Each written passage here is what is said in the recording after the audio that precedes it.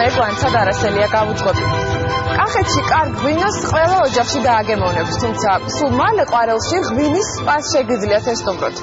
სიახლეები დაგვხვდებათ ლოპოტასა და ილიას ტბაზეც. მარი შენგელიას მსგავსად კახეთის სხვადასხვა მხარე ფეხით, ცხენით, ველოსიპედით და ელექტრომობილით შეგიძლიათ დაათვალიეროთ.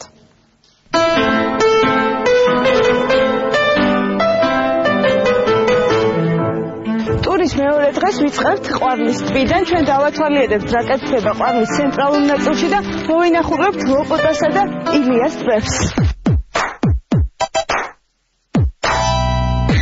ყვარლის ტბა ტურისტების საყვარელი ადგილი მისი მოწყობისთანავე გახდა.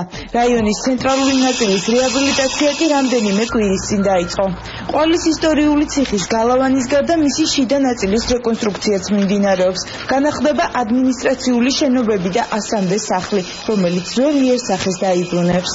გამოყენებულია ქართული აგური და რიყის ქვა, ანუ ერთგვარი კახური წყობას უწოდებენ ამას და სწორედ ამ სტილში არის შესრულებული შენობების უმრავლესობა. ასევე ასე ვთქვათ, შეცვლილი არის ჭიშკრებით. ყვარელში რამდენიმე მაღალი კლასის სასტუმროს მშენებლობაც მიმდინარეობს. ერთ-ერთი შატუა, სადაც პირველად საქართველოში ღვინის სპა გაკეთდება. ყვარელშივე გაიხსნება იუსტიციის სამინისტროს სასწავლო ცენტრი. ჩვენ ვართ ახლა ყვარლის მთების ერთ-ერთ ფერდობზე, სადაც როგორც ხედავთ, ულამაზესი ხედი იშლება ყვარლისა და ფაქტიურად მთელი ყვარლის რაიონი ხელის გულზე არის გადაშლილი, ჩანს ილიას ტბაც. აქ შენდება იუსტიციის სამინისტროს სასწავლო ცენტრი, რომელიც ამავდროულად იმუშავებს როგორც სასტუმრო.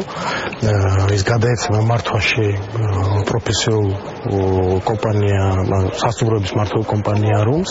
ყვარლის ცენტრალურ ნაწილში სარეაბილიტაციო სამუშაოების პარალელურად ლოპოტას ტბაზე დამსვენებლები და ტურისტები უკვე ჩავიდნენ. It's a beautiful place. ძალიან ლამაზი ადგილია, თითქოს სამურხია. ძალიან მომწონს ბუნება და თევზაობისთვისაც სასიამოვნო ადგილია. ერთი სიტყვით ყველაფერი იდეალურია. Beauty. ტბაზე ჩასულ დამსვენებლებს ტბის დათვალიერების საშუალება ელექტრომობილებით შეუძლიათ.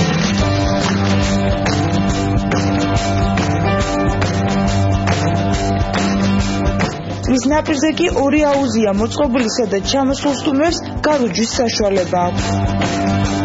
ლოპოტის დათვალიერება ცხენის საშუალებითაც არის შესაძლებელი.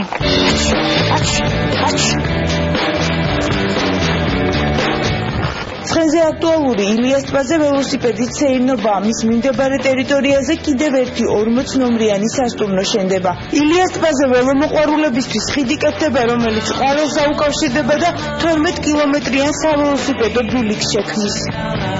ეს არის მდინარე დუნჯის კალაპოტი, როგორც ხედავ.